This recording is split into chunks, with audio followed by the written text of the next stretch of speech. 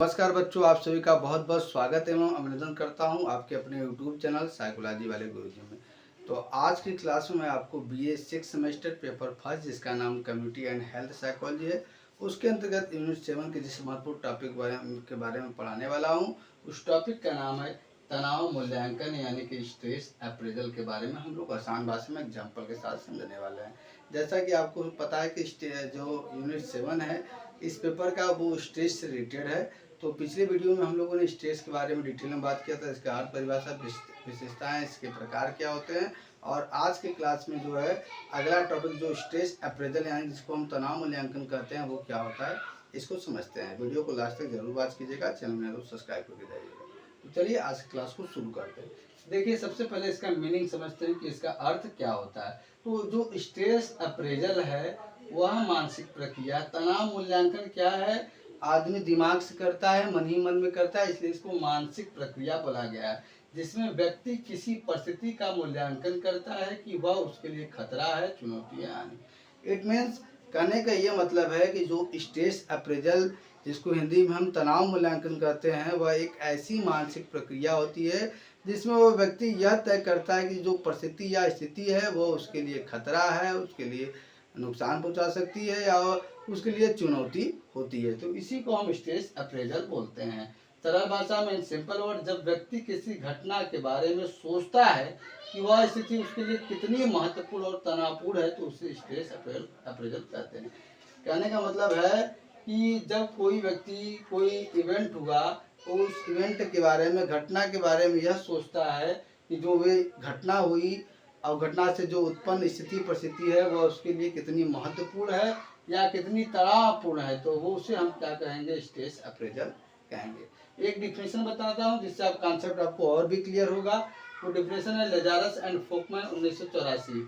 ये कहते हैं कि तनाव मूल्यांकन वह प्रक्रिया होती है जिसमें व्यक्ति किसी घटना का मूल्यांकन करता है कि वह उसके स्वास्थ्य और जीवन के लिए कितनी महत्वपूर्ण या तनावपूर्ण है। कहने का मतलब कि लेजारस एंड फोकमैन साहब कहते हैं कि तनाव मूल्यांकन एक ऐसी मानसिक प्रक्रिया होती है जिसमें व्यक्ति इस बारे में निर्णय लेता है, इस बारे में सोचता है कि जो घटना हुई है, घटना से उत्पन्न जो स्थिति परिस्थिति है उसके लिए कितनी महत्वपूर्ण है या कितनी तनावपूर्ण है। तो इसी को हम स्ट्रेस अप्रेजल बोलते हैं। अब आते हैं हम टाइप्स ऑफ स्ट्रेस अप्रेजल यानी कि तनाव मूल्यांकन के प्रकार कितने होते हैं और वो उसमें व्यक्ति कैसे तनाव मूल्यांकन करता है। तो there are two major types of stress appraisal. First है आपका प्राइमरी अप्रेजल, इसको हिंदी में हम प्राथमिक मूल्यांकन बोलते हैं।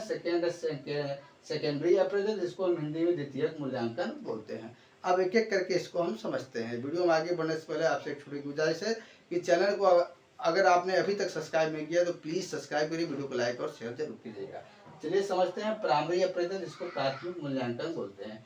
देखिए, इस चरण में क्या है, व्यक्ति यह डिसाइड करता है या तय करता है घटना उसके लिए क्या अर्थ रखती है। यानी कि जो कोई इवेंट हुआ, इवेंट से कोई परिस्थिति स्थिति जैसी उत्पन्न हुई, वह इसमें यह करता है प्राथमिक मूल्यांकन में, जो सबसे पहले वो मूल्यांकन करता है, जो जिसके बारे में सबसे पहले वो सोचता है कि जो घटना हुई उसके लिए क्या अर्थ रखती है, क्या मायने रखती है। अब देखिए, इसमें इसके तीन प्रकार होते हैं और तीन तरह से व्यक्ति सोचता है। सबसे पहला है हार्म या लॉस, यानी कि हानि नुकसान क्या हुआ। फिर यानी कि खतरा क्या है, चैलेंज यानी कि चुनौती, यानी कि जो घटना हुआ वो उसके लिए कितना हानिकारक या कितना नुकसानदायक है, या जो घटना हुआ उससे उत्पन्न परिस्थिति उसके लिए खतरेबुल तो नहीं है, और उसके लिए चुनौती क्या है। तो देखिए, हानि और नुकसान में नुकसान पहले ही हो चुका है, ठीक है। अगर जैसे परीक्षा में असफल होना, ठीक, ये पहले व्यक्ति सोचे। अगर किसी भी बच्चे की तैयारी अच्छी नहीं है तो क्या है, वो ये प्राथमिक मूल्यांकन करता है कि मैं परीक्षा में पहले ही असफल हो चुका हूँ। थ्रेट और खतरा, खतरा कैसे लगता है कि भविष्य में नुकसान होने की संभावना हो सकती है, इसके बारे में वो सोचता है कि जो घटना परिस्थिति है उसे भविष्य में नुकसान होने के कितने चांसेस है। जैसे परीक्षा में फेल होने का डर, अगर तैयारी आपकी अच्छी नहीं है, आपने अच्छे से कॉन्सेप्ट नहीं क्लियर किया है साइकोलॉजी वाले गुरुजी की वीडियो को देखकर 2 बार 4 बार, तो क्या है, आपको परीक्षा में फेल होने का डर होगा। तीसरा क्या है कि वो घटना कितनी चुनौतीपूर्ण है, तो एक ऐसी स्थिति जिसमें सफलता की संभावना भी हो, ठीक है।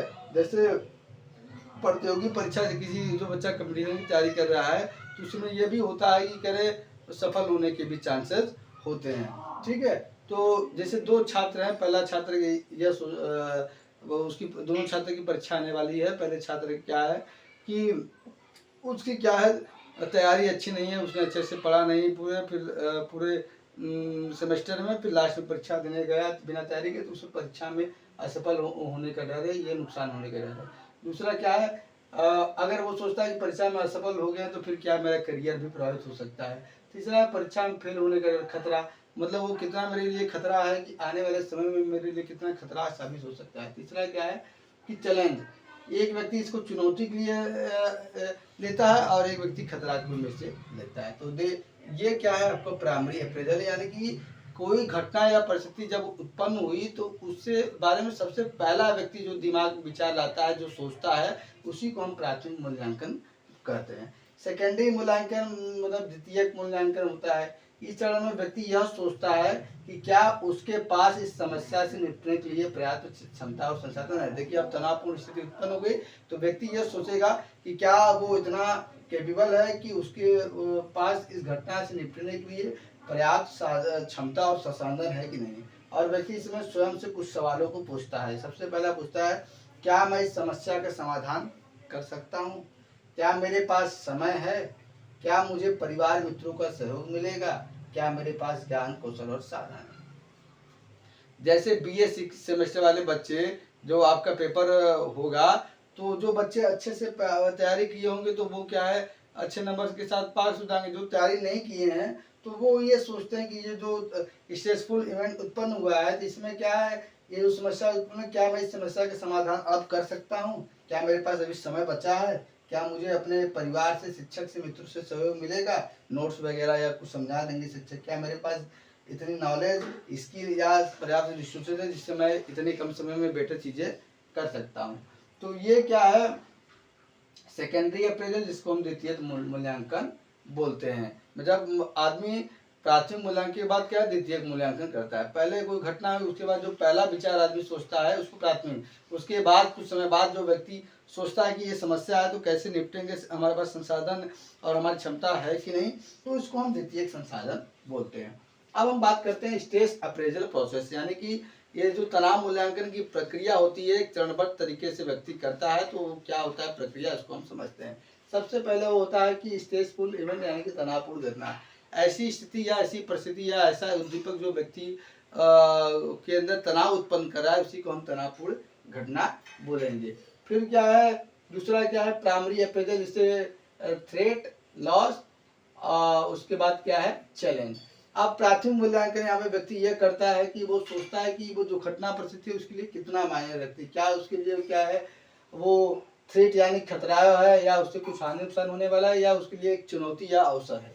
ठीक, फिर उसके बाद व्यक्ति सेकेंडरी अप्रेजल करता है, द्वितीयक मूल्यांकन यानी रिसोर्सेज कैपेबिलिटी। अब इससे व्यक्ति देखता है कि जो घटना परिस्थिति उत्पन्न हुई तनावपूर्ण, अब उससे निपटने के लिए मेरे पास क्षमता है कि नहीं, मेरे अंदर ज्ञान कौशल संसाधन है कि नहीं, मैं उससे निपट पाऊंगा कि नहीं, तो इसे हम सेकेंडरी अप्रेजल करेंगे। देन क्या है स्ट्रेस लेवल, तनाव का स्तर आता है। मतलब कि यदि व्यक्ति के पास क्या है रिसोर्सेज, अगर व्यक्ति के पास क्या है रिसोर्सेज ज़्यादा है, ठीक है, और उसके बाद एबिलिटी भी है, तो वो क्या है तनाव कम होगा। लेकिन क्या है यदि क्या है व्यक्ति के पास क्या है एबिलिटी नहीं है, वो उसके लिए थ्रेट है, तो क्या उसका और रिसोर्स कम है तो वो उसके लिए क्या है स्ट्रेस ज़्यादा उसका हो जाएगा। फिर यहाँ कापिंग बिहेवियर यानी सामना करने का व्यवहार। अब व्यक्ति जो कापिंग स्ट्रेटजी अपनाता है कि मैं इस तरीके से इस समस्या को निपटूंगा, इस तनाव से दूर होऊंगा, उन तरीकों को अपनाता है। जैसे मान लीजिए फॉर एग्जांपल मैं बात करता हूँ, जैसे स्ट्रेसफुल इवेंट क्या हुआ कि एग्जाम आपका BS6 सेमेस्टर का आने वाला है, ठीक है। अब क्या है कि इसमें देखिए दो तरीके से बच्चे मूल्यांकन करते हैं। एक बच्चा जिनकी तैयारी अच्छी है, ठीक है, तो वो उसके लिए चैलेंज के काम करेगा और उसके पास नोट्स भी हैं, तो सेकेंडरी में क्या है रिसोर्सेज उसके पास भी हैं, तो अब क्या हो रहा है उसका स्ट्रेस लेवल कम होगा और वो क्या है अच्छे तरीके से पास होगा अपने कॉपिंग स्ट्रेटजी अपना के एबिलिटी को।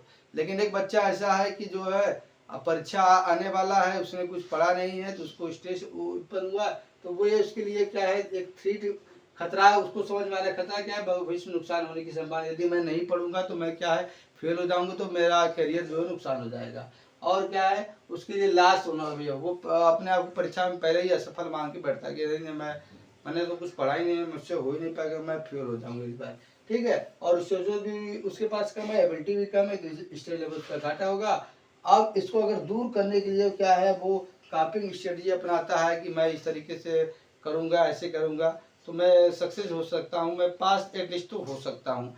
तो क्या है वो कॉपिंग बिहेवियर अपनाता है। तो this are main step of stage appraisal process. ठीक है, ये ही प्रक्रिया होता है स्टेज अप्रेजल प्रोसेस का।